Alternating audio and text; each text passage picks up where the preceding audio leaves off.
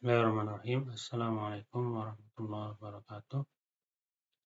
Alhamdulillah wassalatu wassalamu ala Rasulillah wa ala alihi wa sahbihi wa man wala la haula wala quwwata illa billah.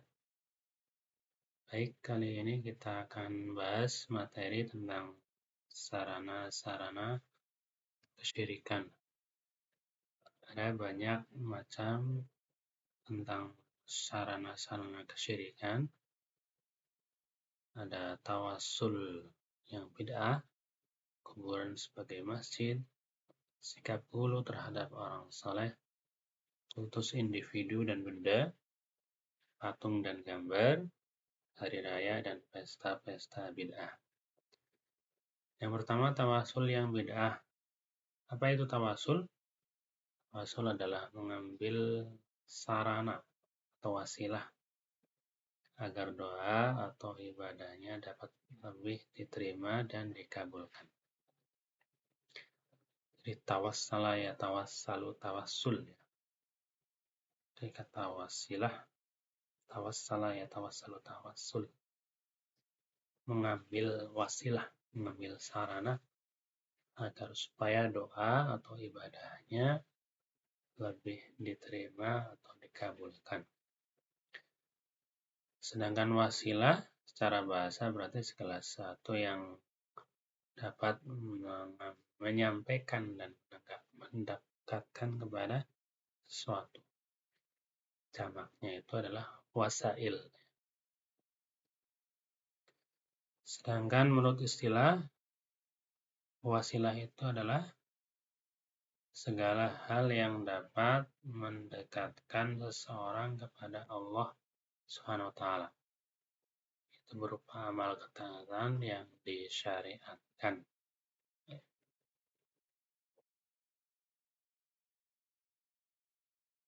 Perintah bertawasul dalam surat Al-Maidah ayat 35. Ya ayyuhalladzina amanu taqullaha wabtaghu ilaihil wasilah. Wahai orang beriman, bertakwalah kepada Allah dan carilah wasilah atau jalan untuk mendekatkan diri kepadanya.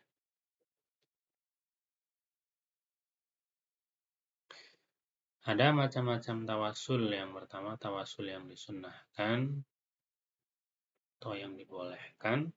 Ya. Yang pertama, tawasul dengan menyebut Asmaul Husna. Ya. Nama-nama Allah yang baik ketika berdoa kepada Allah SWT. Walillahil asma'ul husna fad'uhu biha. Hanya milik Allah lah Asma'ul Husna, nama-nama yang baik. Maka bermohonlah, berdoalah padanya dengan menyebut Asma'ul Husna itu. Nabi juga berdoa, Allahumma inni as'aluka bikulli ismin huwalak. Ya Allah, aku mohon kepadamu dengan seluruh namamu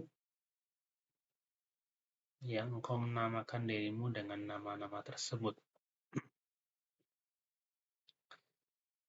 Atau dalam berdoa kita menyebut Ya Allah, Ya Rahman, Ya Rahim, Ya Ghafur, Ya Razak, Ya Fattah, Ya Alim.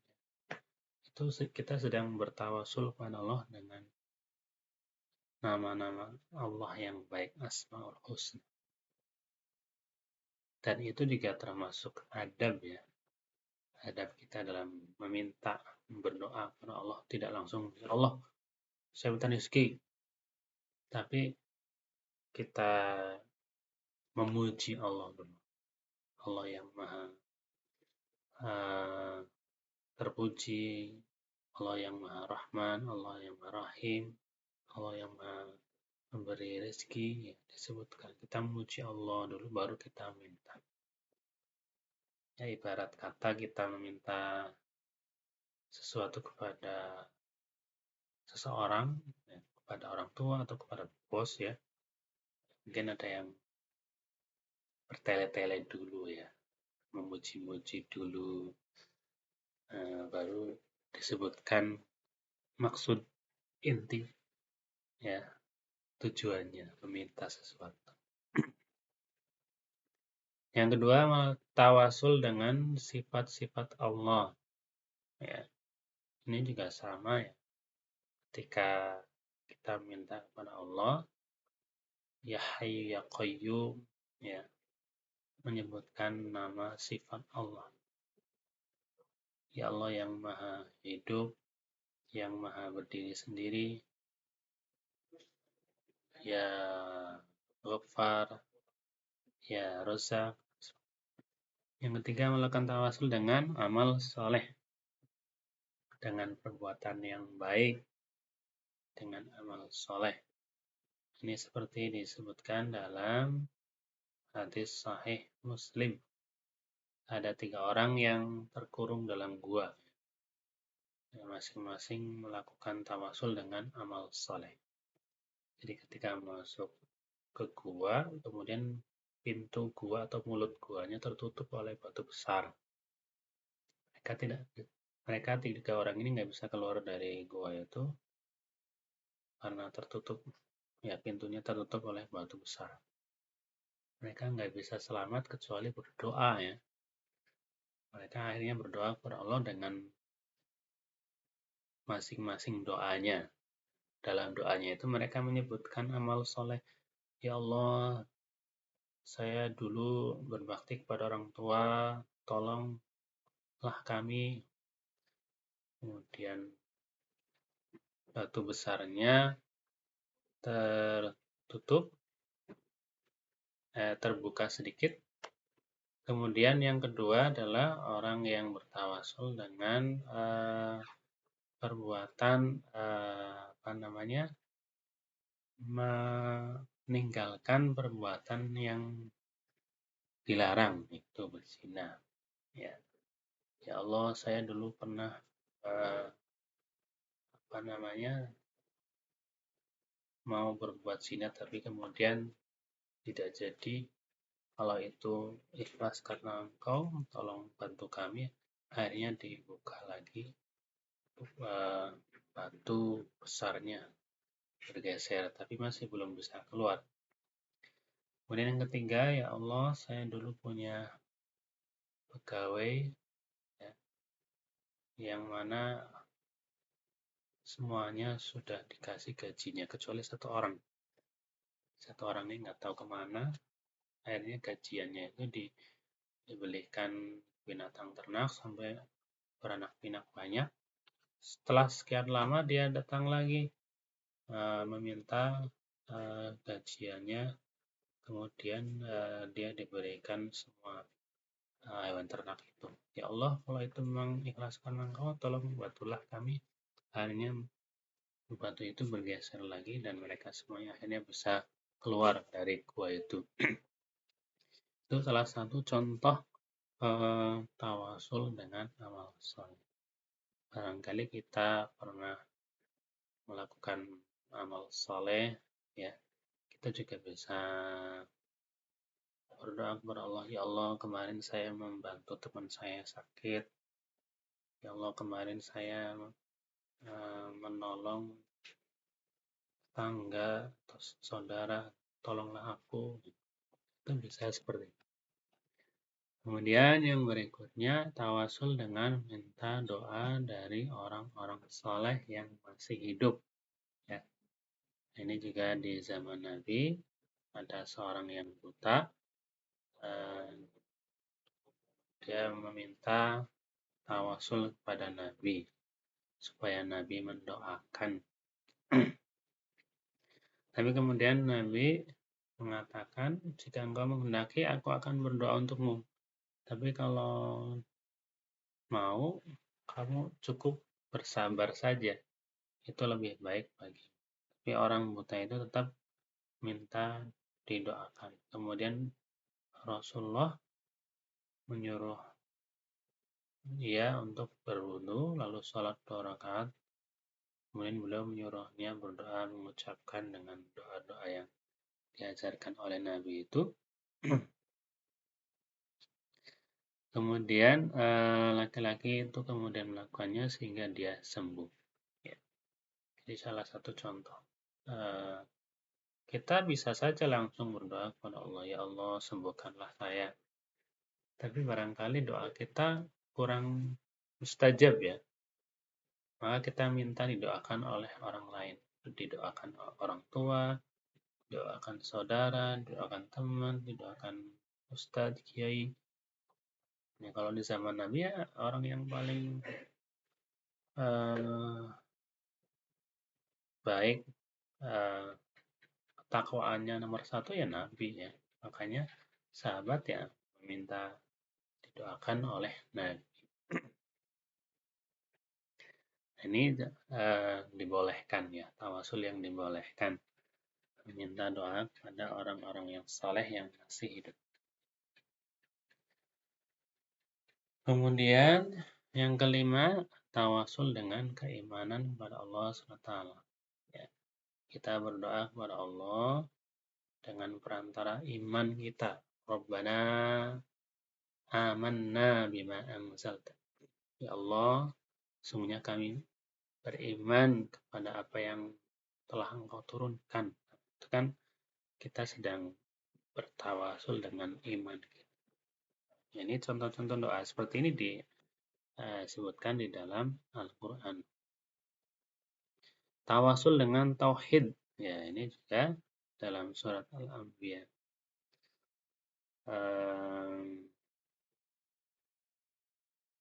La ilaha illa anta subhanaka inni kuntu minal zalimin. La ilaha illa anta. Tidak ada Tuhan kecuali Engkau. Ya, ini kan bentuk kalimat tauhid. Sebelum kita meminta ampunan kepada Allah, kita menetapkan tauhid ya. Bertawasul dengan tauhid. La ilaha illa anta subhanaka inni kuntu minal zalimin. Kemudian di samping tadi semua tawasul yang disunahkan, yang dibolehkan, ada tawasul yang bid'ah ataupun yang terlarang. Nah, ini juga termasuk bisa mengarah kepada syirikan, termasuk sarana-sarana kesyirikan, yaitu bertawasul menggunakan kedudukan Rasulullah atau orang selain beliau. Tawasul yang jelas-jelas dibolehkan itu kan kita bertawasul kepada Nabi SAW. Maksudnya minta doa dari Nabi gitu ya. Kemudian Nabi mendoakan, itu jelas dibolehkan ketika Nabi masih hidup.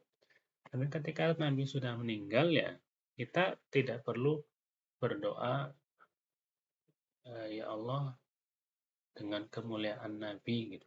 Nah, dengan kemuliaan Nabi, bijahin Nabi atau apa kalimatnya, itu menunjukkan berdoa ataupun bertawasul dengan kedudukan Rasulullah. Ya, ini yang dipermasalahkan ya. Ya, ada yang membolehkan, ya, ada yang melarang. Ya. Makanya dalam sholawat-sholawat itu dijumpai tawasalna bi bismillah wa bil hadi rasulillah gitu. Itu kalimat-kalimat tawasul ya. Itu berarti ada yang membolehkan. Tapi ada juga yang melarang karena itu kita sedang bertawasul dengan orang yang sudah meninggal. Karena Rasulullah sudah meninggal. Ya. Yang jelas-jelas dibolehkan itu adalah ketika Nabi masih hidup, bertawasul kepada Nabi, minta doa dari Nabi. Ya. Kalau Nabi sudah meninggal, kita nggak perlu minta tawasul lagi kepada Nabi. Kita minta tawasul kepada orang-orang soleh yang masih hidup. Ya, tapi ini masih wilayah ikhtilaf ya, perbedaan. Ada yang bolehkan, ada yang melarang. Kemudian tawasul dengan menyebut nama dan kemuliaan orang soleh saat berdoa kepada Allah.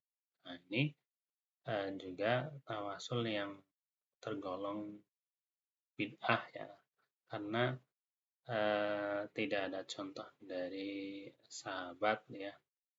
Ini merupakan amalan-amalan yang kategorinya baru gitu ya, bid'ah, bahkan bisa menunjuk kepada kesyirikan. Misalnya berdoa, ya Allah, aku mohon dengan kemuliaan Syekh Sirma gitu ya, maka ampunilah aku gitu. Itu kan berarti bertawasul dengan eh, nama seseorang ya. Nah, padahal nama orang itu ya ada yang sudah meninggal ya. Yang tawasul kepada Nabi saja dipermasalahkan, meskipun ada yang bolehkan, ada yang melarang, apalagi ini adalah orang bukan Nabi, ya. Meskipun dia adalah orang yang uh, mulia ya, syekh, ulama. Kemudian yang ketiga, melakukan tawasul dengan cara beribadah di sisi kuburan orang soleh. Nah, ini juga merupakan perkara bid'ah yang diadakan karena tidak pernah dicontohkan oleh Rasulullah, bahkan dapat menjadi perantara menuju kesyirikan. Ya, misalnya apa? Uh, Kalau sholat jelas dilarang ya. Sholat di samping kuburan atau di hadapan kuburan itu jelas-jelas dilarang, ada hadisnya. Tapi kalau misalnya baca Quran di kuburan, di sisi kuburan, gitu ya, berzikir di sisi kuburan, ya, ini apa namanya, bisa termasuk hal-hal yang bisa mengarah kepada eh, kesyirikan karena dia beribadahnya karena lantaran eh, niatnya karena apa namanya, kuburan orang soleh itu, kan niatnya karena Allah. Semestinya ibadah itu dilakukan bukan di dekat kuburan itu ya. Karena apa? Kuburan itu adalah tempatnya orang-orang yang sudah meninggal. Dalam berziarah kubur kita juga dicontohkan untuk mendoakan orang yang sudah meninggal gitu ya. Tidak kemudian baca Quran di situ, kemudian berzikir di situ. Ya. Ini khawatirnya bisa mengarah kepada kesyirikan. Nanti ada satu bahasan lagi, menjadikan kuburan sebagai masjid. Ya. Itu juga termasuk dalam larangan ya. Kemudian tawasul syirik akbar. Tadi kan tawasul sunnah yang disunnahkan, tawasul yang bid'ah atau yang dilarang. Kemudian tawasul yang mengarah kepada kesyirikan adalah menjadikan orang yang sudah meninggal sebagai perantara atau wasilah dalam beribadah. Seperti minta hajat, ya, minta kepada orang yang sudah meninggal. Berdoa kepada orang yang sudah meninggal. Ini jelas-jelas tawasul yang dilarang, diharamkan, karena ini termasuk dosa besar. Ya, meminta, berdoa kepada selain Allah ini jelas kesyirikan. Nah ini yang kedua, sarana kesyirikan adalah menjadikan kuburan sebagai masjid. Salat di atas kubur, ya, dengan arti sujud di atasnya, sujud menghadap kubur, dan menghadap kubur dengan salat dan doa, membangun masjid di atas kubur, dan sengaja sholat di kuburan-kuburan. Ini makna menjadikan kubur sebagai masjid. Larangan ini ada dalam hadis Bukhari dan Muslim ketika Nabi sakit menjelang wafat. La'anallahu al-yahud wa nasara ittakhadhu qubur anbiya'ihim masjidan. Allah melaknat Yahudi dan Nasrani karena mereka menjadikan kubur Nabi mereka sebagai masjid. Mereka itu jika ada orang soleh mereka meninggal, maka mereka membangun masjid di atas kuburannya. Kemudian melukis gambar orang soleh itu, mereka itu jelek-jelek manusia di sisi Allah. Jadi kalau ada orang yang kuburannya udah kayak istana, udah kayak apa ya, udah kayak mengagung-agungkan kuburan atau orang yang ada dalam kuburan itu. Padahal kalau kita lihat kuburannya para sahabat di samping Masjid Nabawi, ya, itu tidak ada apa namanya, tidak dibuat mewah, tidak dibuat megah, udah tinggal batu itu aja. Kuburannya Nabi itu jelas-jelas di apa nama, dibuat sekat, dibatasi ya, karena emang khawatirnya apa, orang berlebih-lebihan dalam mengagung-agungkan kuburan Nabi dan sahabat. Kemudian sikap hulu terhadap orang soleh, ya. Hulu itu adalah berlebih-lebihan, ya. Sikap hulu berarti menganggap mereka itu orang-orang yang soleh itu kedudukannya lebih tinggi, ya, bahkan bisa diberikan kedudukan yang tidak patut, ya. Nabi sudah mengingatkan dalam hadis riwayat Ahmad, An-Nasai, Ibnu Majah dan lainnya, wa iyyakum wal ghulu fid din fa inna ma halaka man kana qablakum bil ghulu fid din. Jauhilah oleh kalian sikap menghulu, berlebihan dalam agama, karena sesungguhnya orang-orang sebelum kalian telah binasa karena sikap menghulu, berlebihan dalam agama. Di antara bentuk gulu, berlebihan terhadap orang saleh, itu dengan mengagungkan mereka, membangun kuburan mereka, membuat patung yang menyerupai mereka, dan bahkan sampai akhirnya mereka disembah. Jadi mungkin ada orang yang sangat diagung-agungkan, ketika sudah meninggal pun dibuat kuburan yang spesial bawah, gitu ya. Kemudian dibuat patung yang untuk mengenang, ya. Ya, bahkan mungkin patungnya dilus-lusin, diapain gitu ya, udah kayak sudah seperti disembah-sembah. Jadi yang apa namanya, dikhawatirkan mengarah pada kesyirikan. Ibnu Qayyim al-Jauziyah rahimahullah berkata, ini adalah penyakit pertama yang paling besar yang terjadi pada kaum Nuh alaihissalam, ya, ketika mereka menyembah patung-patung orang-orang saleh yang tadinya itu adalah patung untuk mengenang kebaikan orang-orang saleh, tapi lama-kelamaan akhirnya berubah menjadi sesuatu yang diagung-agungkan, disembah-sembah. Kemudian kultus individu dan benda. Kultus berarti bentuk penghormatan secara berlebih-lebihan kepada orang, paham ataupun mengkultuskan orang saleh itu tidak dibenarkan. Terlalu memuja-muja para wali juga tidak benar. Namun menghormati atau mendoakan para ulama adalah etika atau adab yang sangat dianjurkan oleh Islam. Maka harus dibedakan antara menghormati dan mengkultuskan, antara memuliakan dan menganggapnya suci.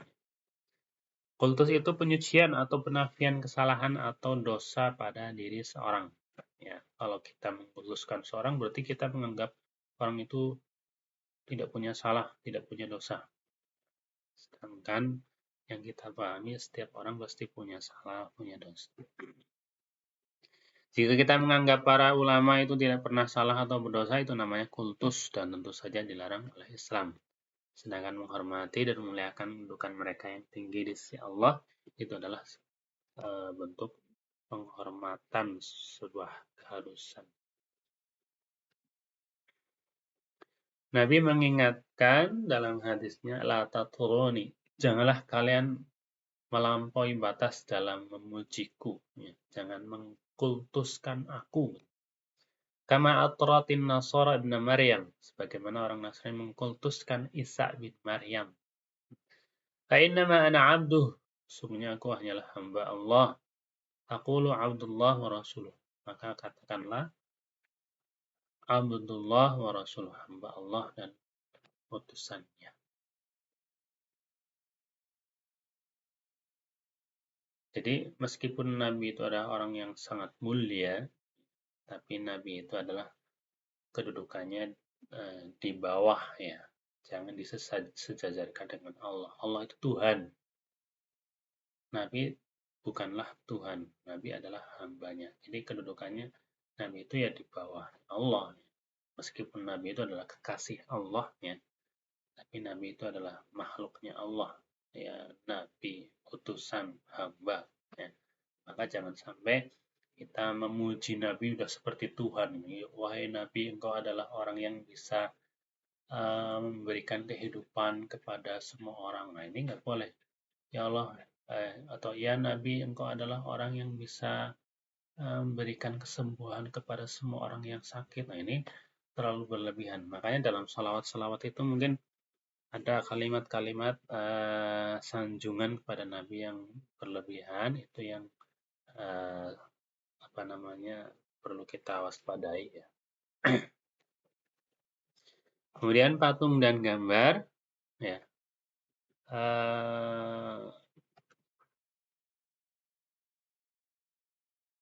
Terkait patung dan gambar ini Aisyah menceritakan dulu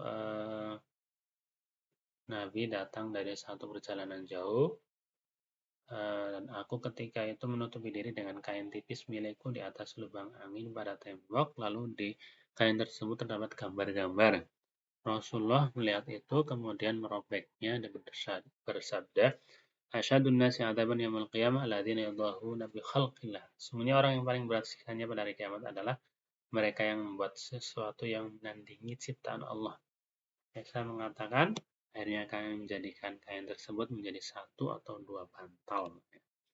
Padahal itu di situ cuma gambar-gambar ya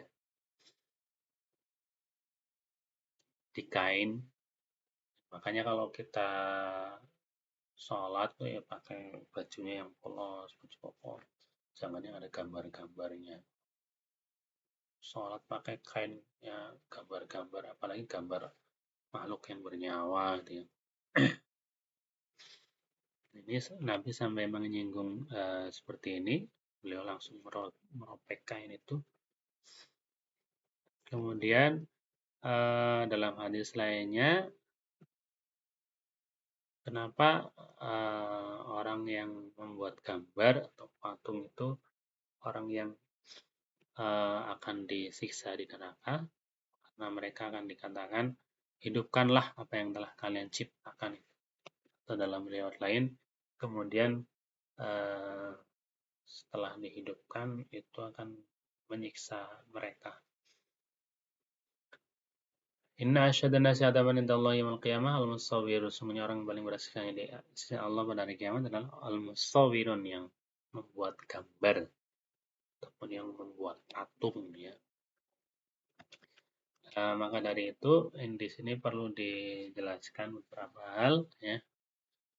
Nah, yang pertama kalau bentuk rupa 3 dimensi patung dan sejenisnya dengan wujud makhluk hidup yang sempurna dari kepala sampai kaki ya, bukan untuk boneka untuk mainan ya, maka hukumnya haram. Karena ya misalnya ada patung Jenderal Sudirman ya, patung kerbau, patung sapi, patung makhluk yang bernyawa secara utuh dari kepala sampai kaki itu yang sebenarnya dilarang ya, haram. Yang kedua, bentuk rupa 3 dimensi dengan wujud makhluk hidup yang tidak sempurna.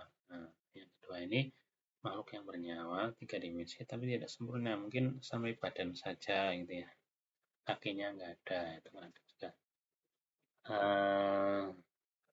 Ini diperbolehkan menurut pendapat 4 mazhab ya, karena tidak sempurna. Misalnya kalau dihidupkan mungkin ya tidak hidup karena terpotong ya badannya. Kemudian Yang ketiga, suatu bentuk gambar dua dimensi, lukisan, gambar, atau sulaman, diletakkan di tempat yang tidak terhormat, maka hal itu diperbolehkan. Misalnya, gambar di karpet, spray, bantal, tikar, gambar binatang, tapi ada juga ulama yang melarang. Keempat, suatu bentuk gambar dua dimensi diletakkan di tempat yang terhormat, di lukisan, dikasih bingkai, di dinding, ya, di korden atau di mana. Ada beberapa pendapat, ada yang mengatakan itu tidak dibolehkan, tapi menurut mazhab Malik hanya sebatas makruh.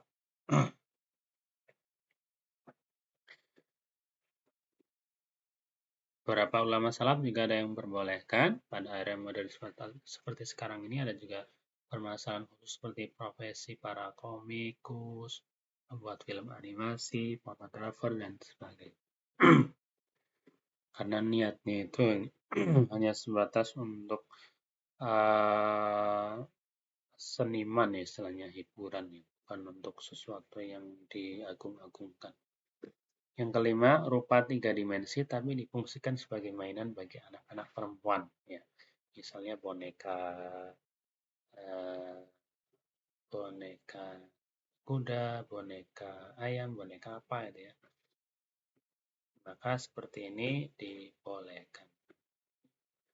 Yang keenam, gambar atau wujud apapun baik tiga dimensi atau dua dimensi tapi bukan merupakan makhluk hidup yang bernyawa seperti pohon, buah-buahan, pemandangan itu jelas dibolehkan. Yang berikutnya adalah hari raya dan pesta-pesta bid'ah ya. Memang dalam Islam itu ada hari raya ya.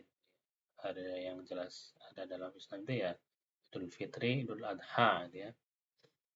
Kalau tahun baru sebenarnya itu bukan hari raya ya. Karena di zaman Nabi tidak ada perayaan tahun baru. Zaman sahabat juga karena dulu memang tidak ada kalender tahun baru ya.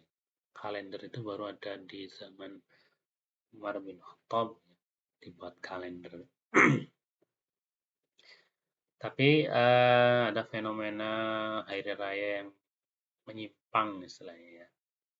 Seperti yang dilakukan oleh orang-orang Syiah, itu mereka melakukan apa namanya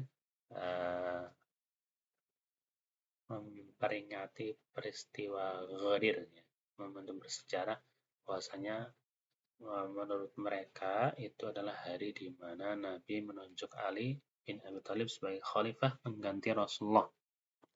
Mereka mengklaim bahwa Jibril turun menyampaikan wahyu kepada Nabi untuk menunjuk Ali bin Abi Thalib radhiyallahu anhu sebagai khalifah. Jadi dalam apa namanya perayaan Idul Ghadir itu udah kayak hari raya melebihi hari raya Idul Fitri dan Idul Adha ya.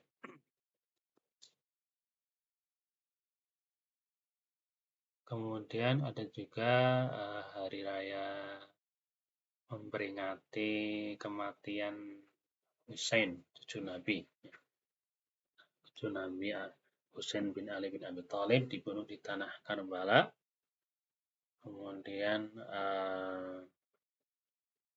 hari itu dijadikan sebagai hari besar ya untuk memperingati kematian cucu Nabi Husain.